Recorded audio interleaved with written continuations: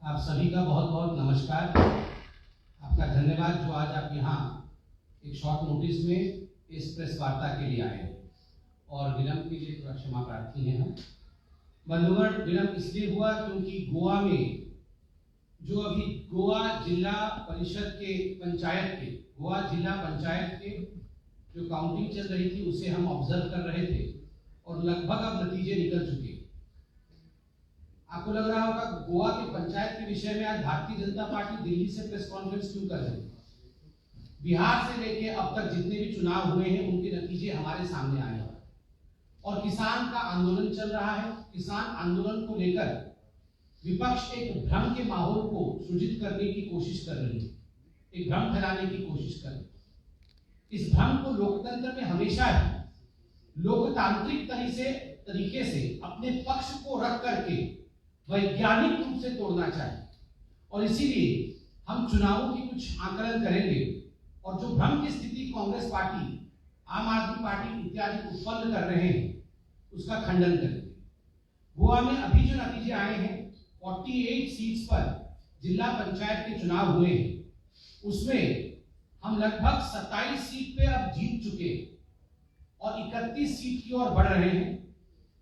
एक तरह से अपने आप हम गोवा में अपने दम पर बहुमत के आंकड़े को पार कर चुके हैं। वही कांग्रेस पार्टी अब जब मैं आया था नतीजों के साथ मात्र 3 सीट पर थी, आगे चल रही थी 3 सीट पर।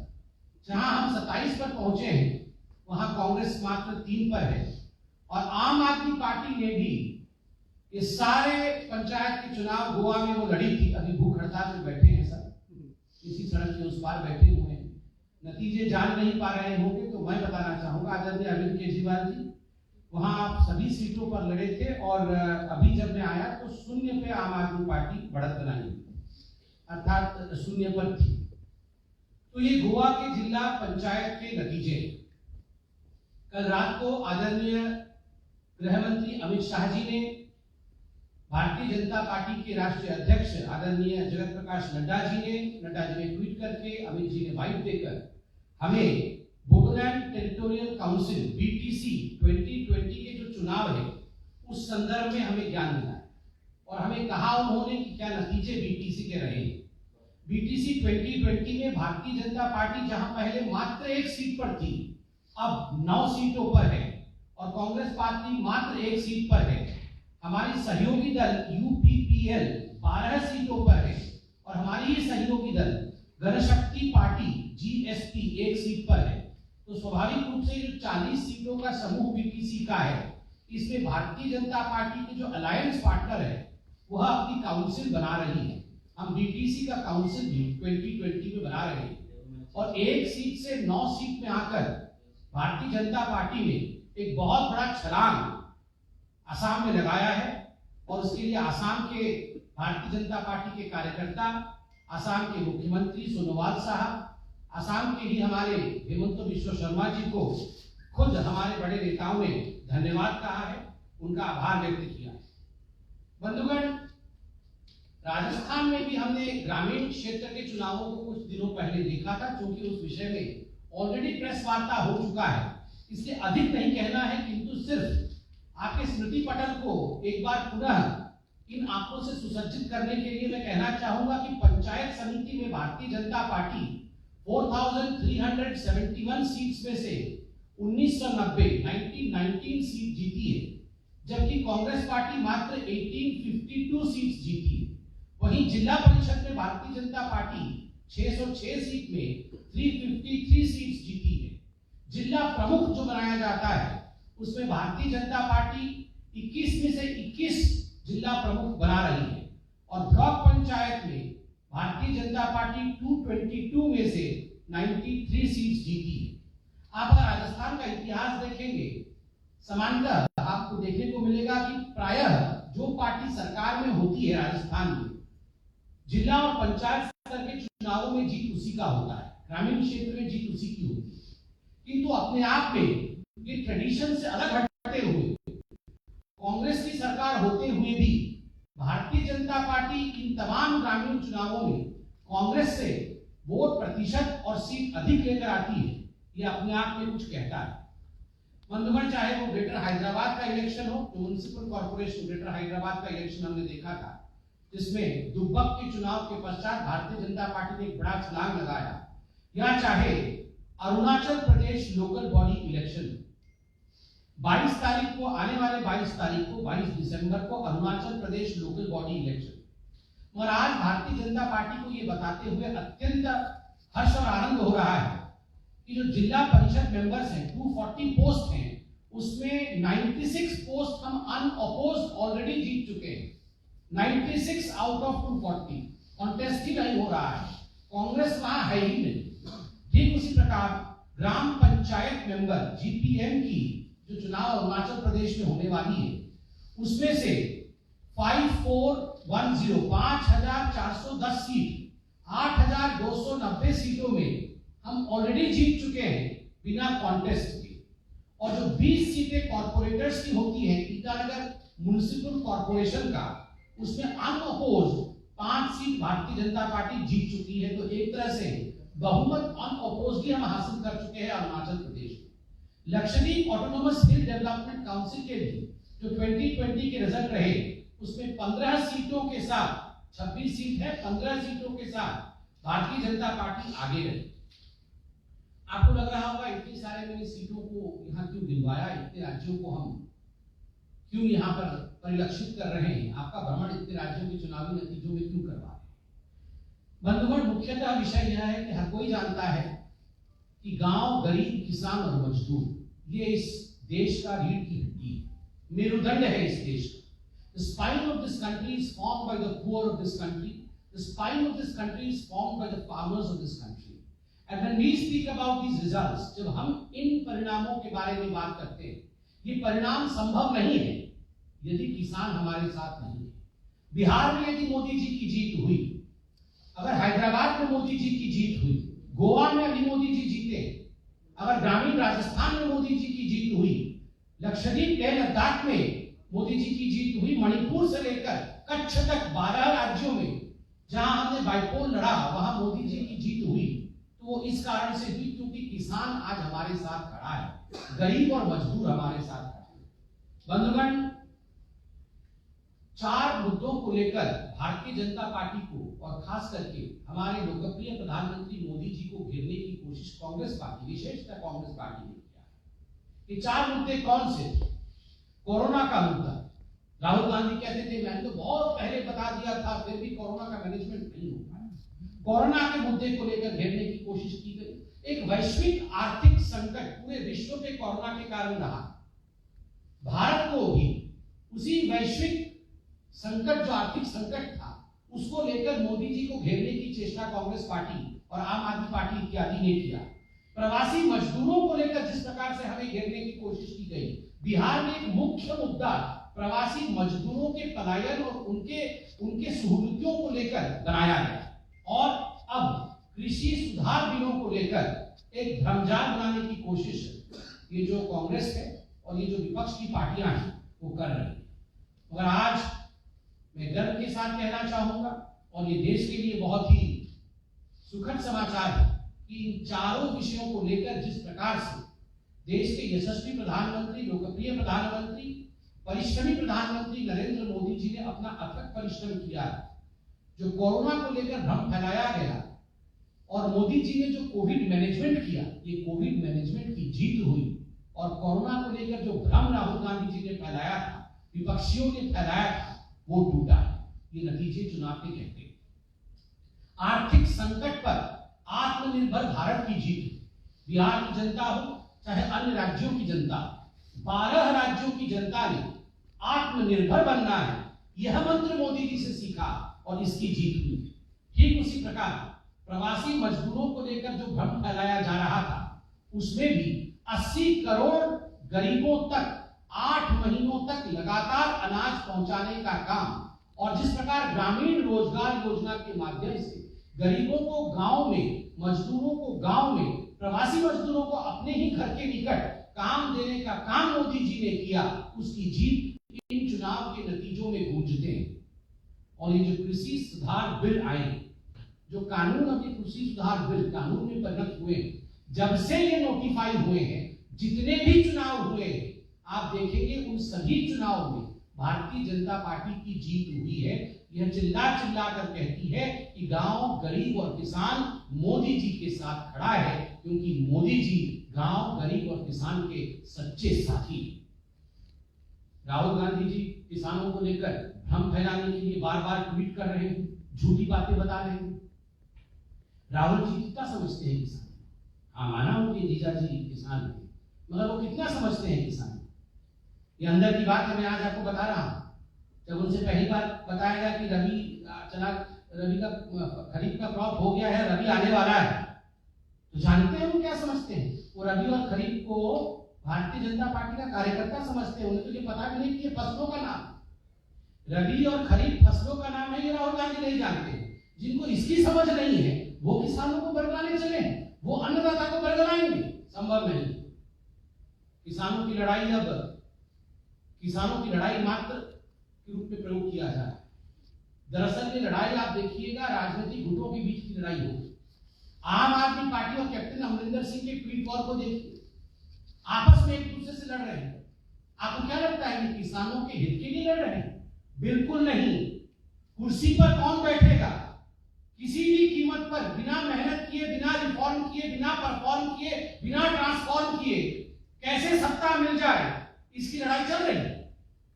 कैप्टन अमरिंदर जी कह रहे हैं कि आम आदमी पार्टी वाले ढोंगी है, अरविंद केजरीवाल ढोंगी है। तो अरविंद केजरीवाल जी कह रहे हैं कैप्टन अमरिंदर सिंह सबसे बड़ा बदमाश है। ये आपस किसानों की बात भूल चुके हैं, कोई मतलब नहीं है किसानों से। ये आपस में सत्ता की लड़ाई करने की कोशिश कर रहे हैं।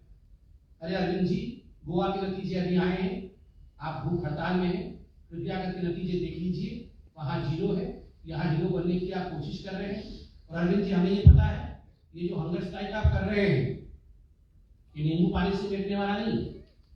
ये अरविंद केजरीवाल जी का हंगर स्ट्राइक नींबू पानी से मिटने वाला हंगर स्ट्राइक नहीं, ये सत्ता की भूख है, ये कुर्सी से ही मिटती है।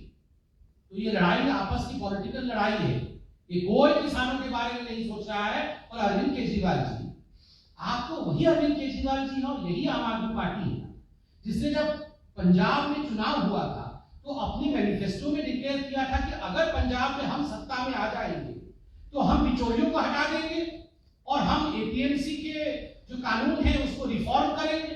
एपीएमसी रिफॉर्म करेंगे कहने वाले आप ही की मैनिफेस्टो थी, और आज आप भूख हड़ताल में बैठ गए।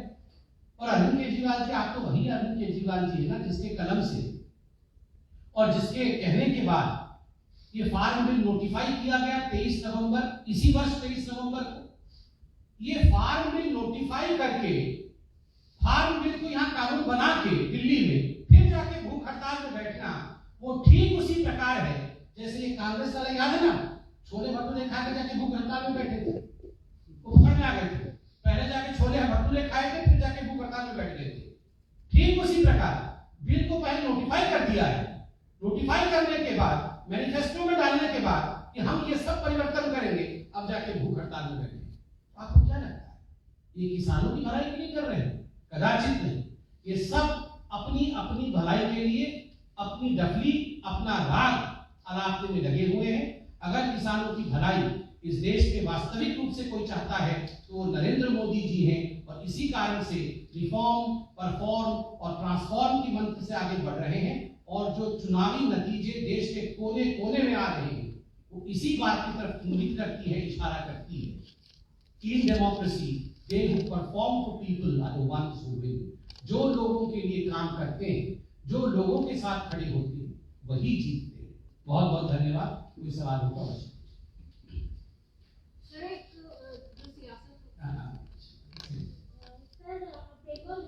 बंगाल में जो अटैक हुआ था, आपके घर भी अटैक हुआ था, हम लोग देखते हैं। तो ये जो दौर चल रहा है भाजपा का हर जगह जीत रहा है, बंगाल में क्या स्थिति होगी? देखिए, बंगाल में भारतीय जनता पार्टी 200 से अधिक सीट लेके जीतेगी, ये भारतीय जनता पार्टी के राष्ट्रीय अध्यक्ष जगत प्रकाश नड्डा जी, अमित शाह जी और जो हमारे वहाँ के मुख्य नेता हैं, उन्होंने बार बार इसका ऐलान किया है। पूरे विश्वास के साथ आज हम कह सकते हैं कि जो दिवंगत आत्माएं भारतीय जनता पार्टी के कार्यकर्ता थे, 130 कार्यकर्ता मारे गए, कल भी सैकत बवाल मारा गया है। हम शपथ लेते हैं कि हम तब तक आराम से नहीं बैठेंगे जब तक लोकतंत्र की जीत, भाजपा माने लोकतंत्र बंगाल में, जब तक लोकतंत्र की जीत बंगाल में नहीं होगा तब तक भारतीय जनता पार्टी का एक भी कार्यकर्ता शांति से नहीं बैठेगा। हम परिश्रम करेंगे, आप हम पर गोली चलाओ, पत्थर बरसाओ, किंतु हम शांतिप्रिय तरीके से चुनाव लड़कर 200 से अधिक सीटों पर जीत दर्ज करेंगे। तो लेकिन जो डेडलॉक एक तरह की स्थिति वो बनी हुई है, किसान भले ही कुछ है, कुछ संगठन है पंजाब के ज्यादा किसान हैं उसमें, वो मानने को तैयार नहीं है। सरकार की तरफ से बार बार कहा जा रहा है कि खुले मन से बातचीत को तैयार है, कोशिश भी हो रही है, लिखित प्रस्ताव भी गया था, उसके बाद भी अलग अलग संगठनों से बातचीत के दौर जारी है, लेकिन फिलहाल मामला अभी सुलझा दिख नहीं रहा है, रास्ता है। देखिए, जहां तक किसान आंदोलन और किसानों की सरकार के साथ बातचीत का सवाल है, पार्टी के प्रवक्ता के नाते मैं इस पर कोई टिप्पणी इसलिए नहीं करूंगा क्योंकि उस बातचीत के प्रोसेस में हम शामिल नहीं। जो बातचीत हो रही है उसको लेकर माननीय तोमर साहब जो हमारे एग्रीकल्चर मिनिस्टर है वो खुद आप लोगों को ब्रीफ करते हैं, मगर एक रवैया जो हमारी पार्टी की सरकार में केंद्र में देखने को मिला है कि अन्नदाता जो हमारा भगवान है, उसको लेकर हमारी पार्टी धीर स्थिर गंभीर है। अर्थात हम बिल्कुल पेशेंस के साथ, धीरज के साथ, गंभीरता के साथ इन विषयों से डील कर रहे हैं और हम बिल्कुल चाहते हैं कि हमारे अन्नदाता हमेशा खुश रहें, इसलिए बातचीत चल रही है। इससे डायरेक्ट सवाल है, हमने देखा कि राज्यों में बीजेपी नेता जाकर जो फायदे हैं इन कानून के, और मोदी सरकार ने जो किसानों के हित में फैसले किए हैं उस पर किसान सम्मेलन कर रहे हैं, संबोधित कर रहे हैं, तो क्या बीजेपी ने ये देश भर में जाने का इसका फैसला किया है कि बताने का कि हाँ देखिए किसी कानून कितने हित में है, चूंकि एक कुछ किसान और विपक्षी दल भ्रम फैला रहे हैं जो आपका हो। देखिए, यही लोकतंत्र की सुंदरता है।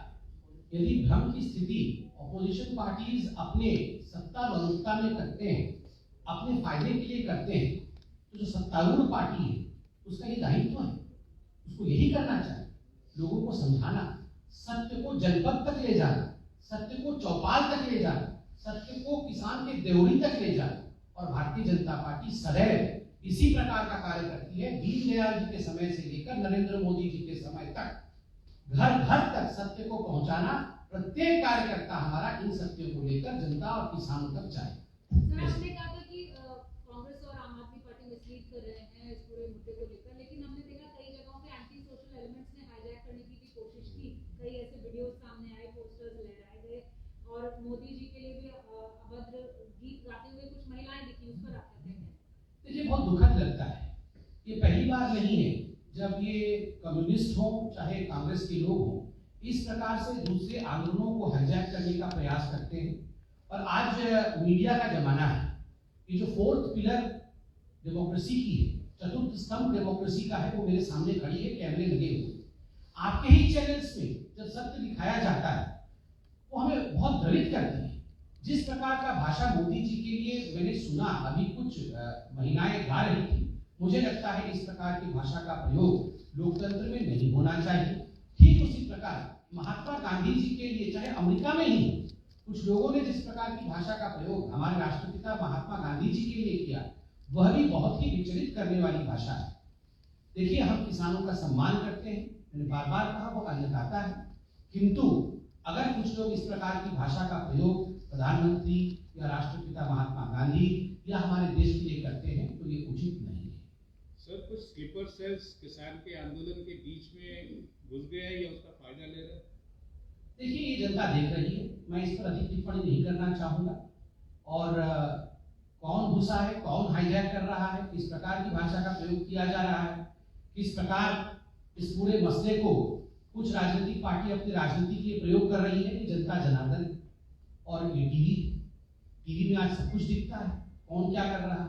इसलिए मुझे लगता है हम अगर ना भी कहें तो जनता बहुत बुद्धिमान है, एक एक शब्द को बड़े गौर से वो सुन रही है और जान रही है, और वो कौन लोग हैं यह भी जानती है। राहुल जी और अरविंद केजरीवाल जी पूरी कोशिश में है, किंतु जनता जनार्दन सब जानती है। और आपको मैंने चुनावों के नतीजे कहे, सब जानती है, तभी तो ये चुनाव के नतीजे हैं।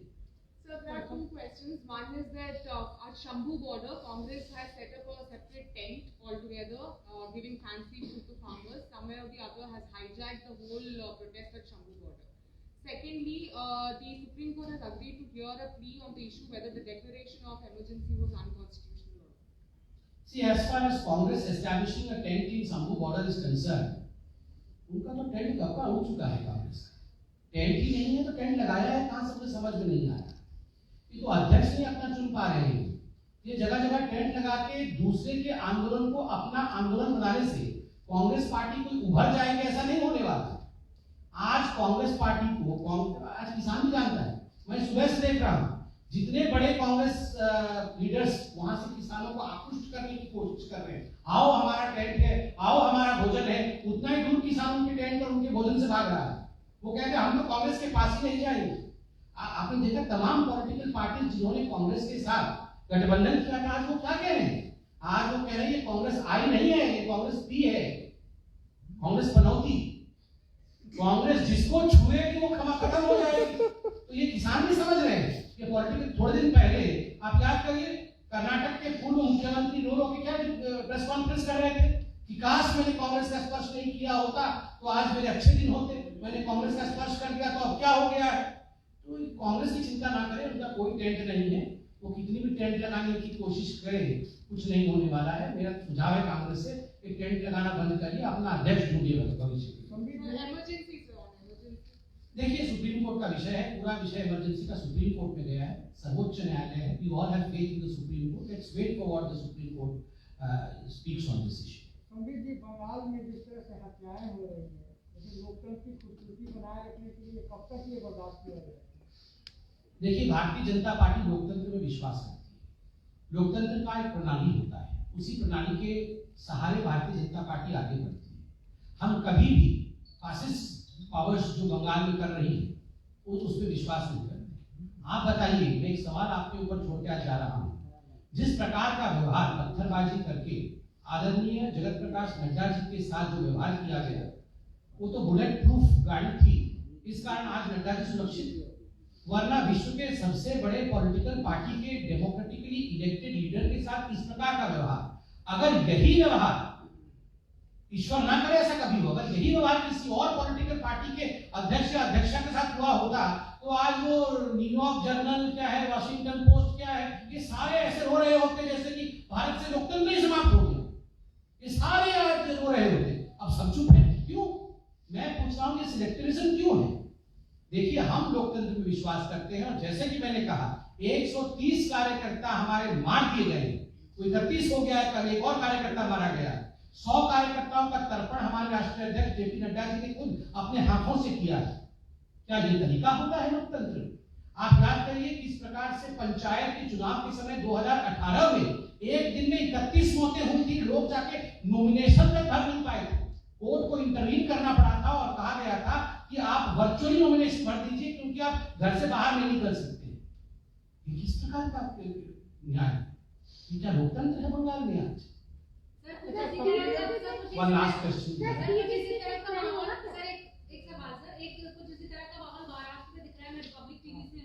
लगातार विच हंट चल रहा है, उस पर आपका एक रिएक्शन चाहेंगे? वाले सीईओ को अनवारंटेड तरीके से अरेस्ट किया गया और एनएचआरसी ने भी अब नोटिस इशू किया है महाराष्ट्र पुलिस को।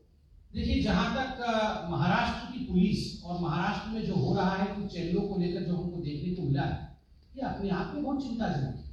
क्योंकि जहां तक हम जानते हैं सुप्रीम कोर्ट ने इस विषय में सुनवाई की है और सुप्रीम कोर्ट ने इस विषय में अपने वर्डिक्ट भी सुनाए हैं और उसमें महाराष्ट्र से बहुत संगीन प्रश्न खुद सुप्रीम कोर्ट ने पूछे। उसके बावजूद फिर इस प्रकार का व्यवहार करना, क्या ये न्याय सम्मत है? हमें नहीं लगता ये न्याय सम्मत है। ये सुप्रीम कोर्ट के वर्डिक्ट की अवमानना है और ऐसा किसी भी सरकार को नहीं करना चाहिए। बहुत बहुत धन्यवाद।